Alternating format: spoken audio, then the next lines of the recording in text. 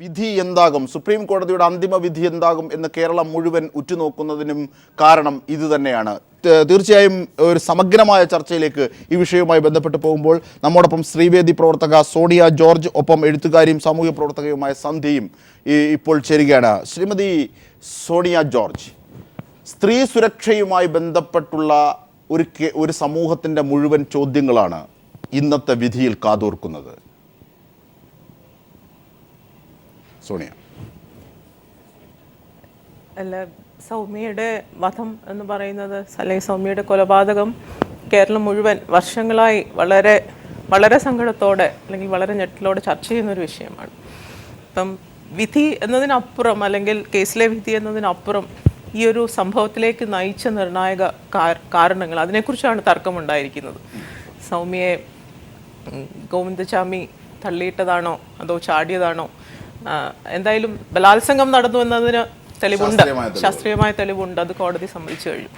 പക്ഷേ അതിനപ്പുറം എനിക്ക് തോന്നുന്നു തള്ളിയിട്ടോ തള്ളിയിട്ടില്ലയോ എന്നുള്ളതല്ല, അതൊരു ബലാത്സംഗത്തിലേക്കും അതിക്രൂരമായ കൊലപാതകത്തിലേക്കും നയിച്ച ഒരു സംഭവമാണത്.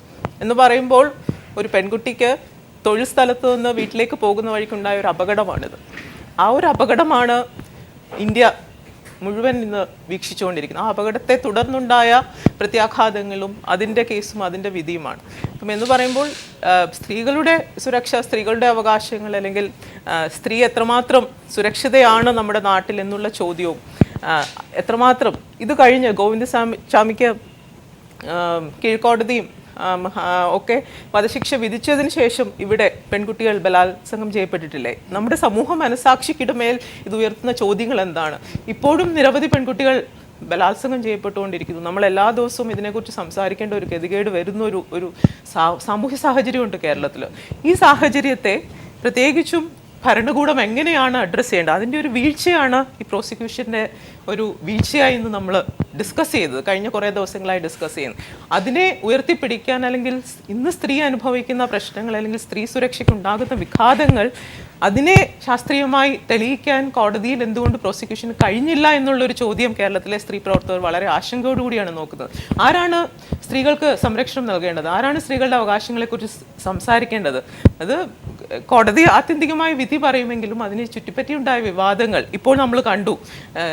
ഗോവിന്ദചാമിയുടെ അഭിഭാഷകൻ വളരെ കോൺഫിഡൻ്റായി നിന്നുകൊണ്ട് ചില തൽപര കക്ഷികൾ ഗോവിന്ദചാമിയെ കുറ്റക്കാരനായി പ്രഖ്യാപിക്കുന്നു എന്നുള്ള നിലപാടാണ് നമ്മൾ കണ്ടത്. ഈ ഒരു നിലപാട് കേൾക്കാൻ കേരളത്തിലെയും ഇന്ത്യയിലെയും ഒക്കെ പൊതു സമൂഹം കേൾക്കേണ്ടി വന്നു എന്നുള്ളത് നമ്മളെ സംബന്ധിച്ചിടത്തോളം ഞെട്ടിപ്പിക്കുന്ന അനുഭവമാണ്. ഇതൊരിക്കലും ഉണ്ടായിക്കൂടാ. കാരണം ഇത് തീർച്ചയായിട്ടും നീതി നിഷേധത്തിൻ്റെ അനുഭവമാണ്, തീർച്ചയായിട്ടും ക്രൂരമായ പീഡനത്തിൻ്റെ പ്രത്യാഘാതമാണ് സൗമ്യയ്ക്ക് സംഭവിച്ചത്. അതിന് യാതൊരു സംശയവുമില്ല ആർക്കും. എനിക്ക് തോന്നുന്നു ഒരു പൊതു മനസാക്ഷിക്ക് അതിനെക്കുറിച്ച് യാതൊരു സംശയവും ഇന്നുവരെ ഉണ്ടായിട്ടില്ല. അതാണ് സന്ധ്യ. അതായത് ഒരു പക്ഷേ കോടതിയുടെ നിരന്തരമായ പ്രോസസ്സിങ്ങിനോട് ഒരു ഭാഗമായി കോടതി നിരീക്ഷിച്ചതാണ് കൊലപാതകത്തിന് തെളിവെവിടെ, അല്ലെങ്കിൽ ഗോവിന്ദചാമി ആണോ ട്രെയിനിൽ നിന്ന് തള്ളിയിട്ട് കൊന്നത്, അല്ലെങ്കിൽ കൊലപാതകത്തിൻ്റെ തെളിവുകൾ എവിടെ ഗോവിന്ദചാമി ചെയ്തു എന്നത്. അതൊരു പക്ഷേ വിധിയെ സ്വാധീനിക്കണമെന്നില്ല.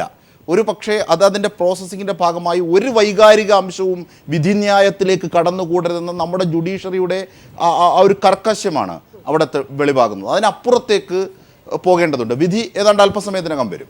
നമുക്ക് അങ്ങനെ തന്നെ ആശിക്കാം. അങ്ങനെ തന്നെ ആശിക്കാനാണ് കേരള സമൂഹത്തിലും, പ്രത്യേകിച്ച് സ്ത്രീകൾക്കും സ്ത്രീകളോടൊപ്പം നിൽക്കുന്ന സമൂഹത്തിനും ഒക്കെ ആഗ്രഹം.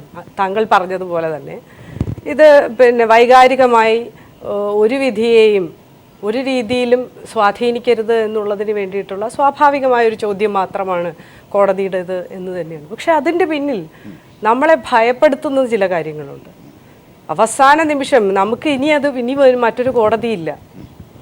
കേരള സമൂഹത്തിനോ അല്ലെങ്കിൽ ഇന്ത്യയിൽ ആർക്കും തന്നെ മറ്റൊരു കോടതിയെ സമീപിക്കാനില്ല ഈ കേസിൽ. ആ കോടതിയാണ് ചോദിക്കുന്നത്, ഇതിന് തെളിവ് എവിടെയെന്ന്, കൊന്നതിന് തെളിവ് എവിടെയെന്ന്. ഈ തെളിവ് എവിടെ എന്ന് ചോദിച്ചാൽ ആ ചോദ്യത്തിന് മറുപടി പറയാൻ ബാധ്യസ്ഥരാരാണ്? ആരാണ് അതിന് ബാധ്യസ്ഥർ? നമ്മൾ ഇങ്ങനെ പകച്ചു നിൽക്കുന്ന സമൂഹമാണോ? ഇങ്ങനെ ഞാനും നിങ്ങളും ഒരുപോലെ ഈ വിധി എന്താവും എന്നുള്ളതിനെക്കുറിച്ച് അറിയാൻ വളരെ ആകാംക്ഷയോടെ കാത്തിരിക്കുന്ന നിമിഷങ്ങളാണ്. ആ നിമിഷത്തിൻ്റെ വളരെ ചുരുങ്ങിയ പീരീഡിലാണ് ഈ ചോദ്യം വരുന്നത്. കൊന്നതിന് തെളിവുണ്ടോ എന്ന് ചോദിക്കുമ്പോൾ ഇത് പിന്നീട് ശരിക്കും പറഞ്ഞാൽ ആർക്കാണ് ഇതിൽ സംശയം എന്നുള്ളതാണ്. നേരത്തെ പറഞ്ഞ പോലെ തൽപര കക്ഷികളാണ് ഇദ്ദേഹത്തെ കൊടുക്കാൻ വേണ്ടി കൊല്ലാൻ ശ്രമിച്ചത് എന്ന് പറയുന്നത്, അല്ലെങ്കിൽ കൊന്നത് എന്ന് വരുത്തി തീർക്കാൻ ശ്രമിച്ചത് എന്ന് പറയുമ്പോൾ നമ്മൾ ഭയത്തോടെയാണ് ഇത് കാണേണ്ടത്.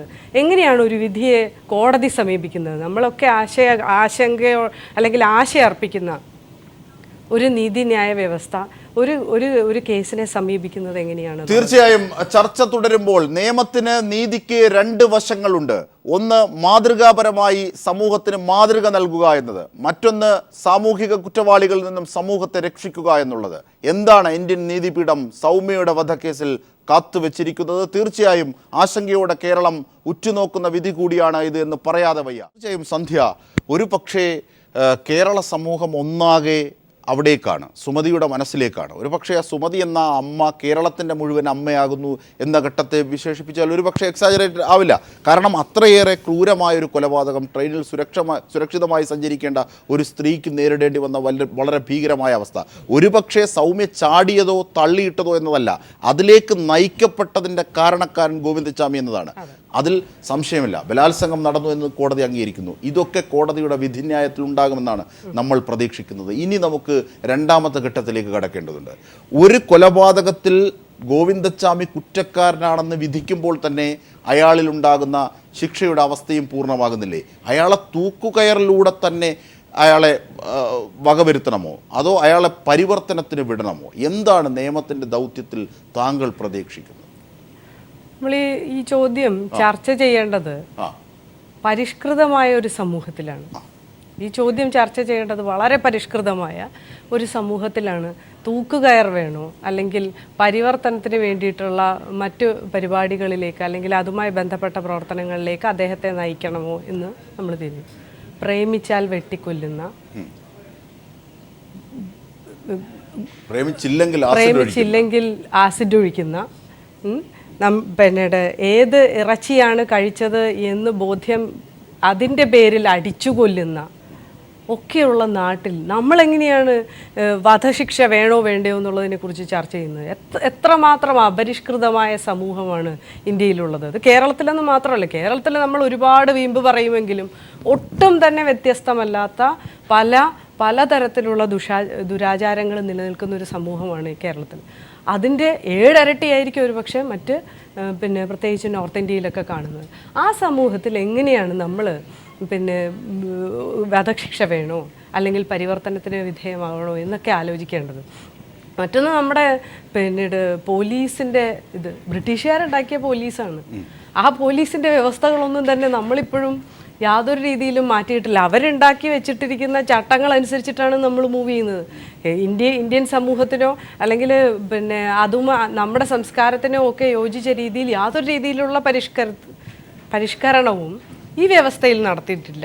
ഇതൊന്നും തന്നെ നടപ്പിലാക്കാതെ നമ്മളെങ്ങനെയാണ് ഗോവിന്ദചാലിയെ അതാണ് ഈ സൗമ്യ നേരിട്ട ഭീകരത ഒരു പക്ഷേ സോണിയ ജോർജ്, അതായത് സൗമ്യ നേരിട്ട ഭീകരത ഒരു പക്ഷേ കേരള സമൂഹത്തിൻ്റെ, സ്ത്രീ സമൂഹത്തിൻ്റെ മുഴുവൻ സുരക്ഷയുമായി ബന്ധിപ്പിക്കുന്നതാണ്, നേരത്തെ സന്ധി നിരീക്ഷിച്ചതുപോലെ.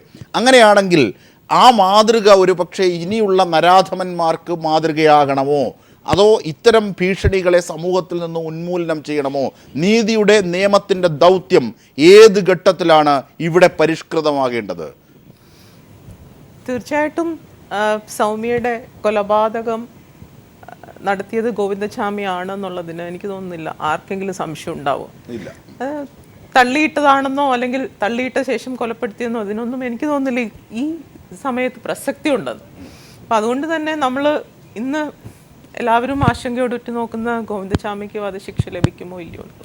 പക്ഷെ എനിക്ക് തോന്നുന്നത് ഗോവിന്ദച്ചാമിക്ക് നേരത്തെ സന്ധ്യ പറഞ്ഞതുപോലെ വധശിക്ഷ എന്നുള്ളത് ഊന്നിയാണോ നമ്മൾ സംസാരിക്കേണ്ടത്, മറിച്ച് ഇന്ന് സമൂഹത്തിൽ സ്ത്രീകൾക്ക് നേരിടുന്ന ഇത്തരത്തിലുള്ള ഭീഷണികളെ, അത് പലതരത്തിൽ, അത് ഏറ്റവും സ്വന്തക്കാരിൽ നിന്ന് തൊട്ട് അപരിചിതരിൽ നിന്ന് വരെ ഉണ്ടാകുന്ന ഈ ഭീഷണികളെ ഏത് തരത്തിലാണ് ഇന്ത്യൻ സമൂഹം വിലയിരുത്തുന്നത് അല്ലെങ്കിൽ കേരള സമൂഹം വിലയിരുത്തുന്നത്? പ്രത്യേകിച്ചും മലയാളി സമൂഹം വളരെ പുരോഗമനപരമായ ചരിത്രങ്ങളും അത്തരം ആശയങ്ങളും അത്തരം സംസ്കാരങ്ങളും അങ്ങോട്ടും ഇങ്ങോട്ടും കൈമാറ്റം ചെയ്യുന്ന ഒരു സമൂഹമാണെന്നാണ് പൊതുവെയുള്ള ധാരണ. അപ്പോൾ അപ്പോൾ ഈ ഒരു സമൂഹത്തിൽ ഇത്തരം ഒരു വിഷയം വരുമ്പോൾ, പ്രത്യേകിച്ചും സൗമ്യയുടെ കൊലപാതകവുമായി ബന്ധപ്പെട്ട് ഒരുപാട് വിഷയങ്ങൾ ഈ പൊതുസമൂഹം ഉന്നയിച്ചു.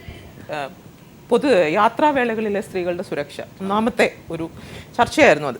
പ്രത്യേകിച്ചും ട്രെയിൻ, ബസ് പോലെയുള്ള പൊതു യാത്രാ സംവിധാനങ്ങളിൽ എങ്ങനെയാണ് സ്ത്രീകൾക്ക്, അപ്പം എന്തുമാറ്റം തൊഴിലിടത്തിലെ സുരക്ഷ, എത്രമാത്രം മാറ്റം ഈ ഒരു ചർച്ച പൊതുസമൂഹത്തിൽ ഉണ്ടാക്കി.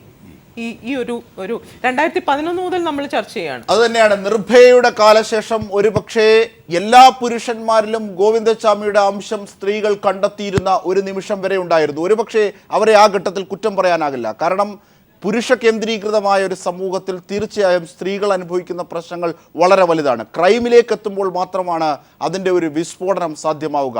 ഇതൊക്കെ നിർഭയ കാലഘട്ടത്തിന് ശേഷം സുപ്രീം കോടതിയുടെ വിധിയിൽ ഉണ്ടാകുമോ എന്ന് സ്ത്രീ സമൂഹവും കേരള സമൂഹവും പൊതുവെ നിരീക്ഷിച്ചാൽ അവരെ കുറ്റം പറയാനാകില്ല. തീർച്ചയായും വിധി വരട്ടെ.